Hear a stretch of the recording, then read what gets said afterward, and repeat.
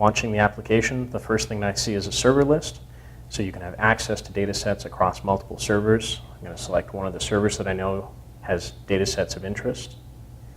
From this data set list, I'm going to select a data set that's approximately 200 images, a CT angiogram of the head. And the key here is that the data isn't actually being transferred to the client. All of the rendering work and data loading is being performed on a server, and then the resulting images are being remoted to the device. So here I have a CT angiogram. A neurologist or a radiologist would scroll up or down through the data set looking for anatomy of interest or pathology that they suspect to be there.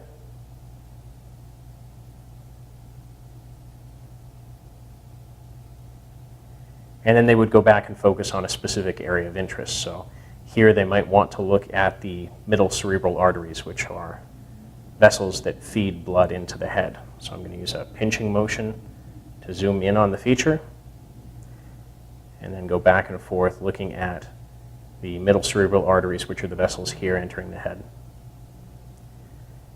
If the 2D axial slices don't provide a good enough look at some of these pieces of anatomy, you can change from the 2D view to a MIP MPR view. In this view, you're given the opportunity to look at it not only in the axial orientation, but also the sagittal orientation here. So the patient's nose and eyes are here on the left-hand side, and the back of their skull is on the right. Or you can switch and look at it in the coronal orientation, where you can see the patient's ear, right ear and left ear on the other side. With the MIP MPR tool, we're also able to perform slab MIPs.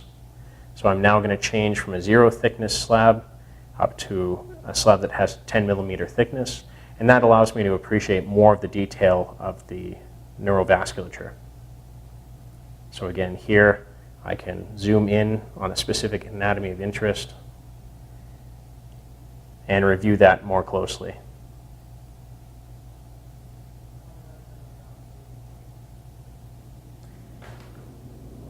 I can also change the window level, so change the contrast being used to view the scan.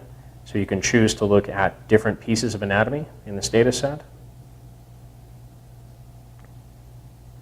And a number of those presets for specific modalities or pieces of anatomy are identified here that are specifically tuned to look at those pieces of anatomy or look at image data sets made for those modalities. Finally, three-dimensional reconstruction is also performed of the data set. So here you can see the entire two-dimensional slice data set has been reconstructed into a 3D rendering of the head. By tipping the top of the head down, I can actually look into the patient's skull. I still have the zooming capabilities to move in and look at it more closely, and a double tap followed by a drag allows me to remove or add anatomy for viewing, so I can bring in more of the neurovasculature or the brain tissue to appreciate some of the anatomical findings in there.